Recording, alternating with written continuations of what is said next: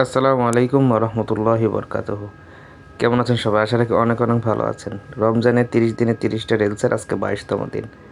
So আলহামদুলিল্লাহ, আজকে কিন্তু এই যে আব্বুর হাত দেখা যাচ্ছে রুয়াবজা, এই তো মধু মধু, রসমালাই, খেজুর, মালটা। সো আজকে আসলে স্পেশাল কিছু না, সালাডটাও দুর্দান্ত হয়েছে। সো আজকে কিছু পোলাও ছিল, মানে মুরগির।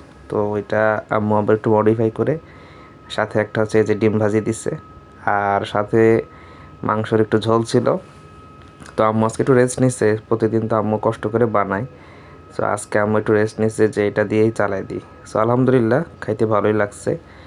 বিশেষ করে সালাডটা যেন বেশি, কারণ সালাতে টমেটোর পরিমাণটা অনেক বেশি ছিল।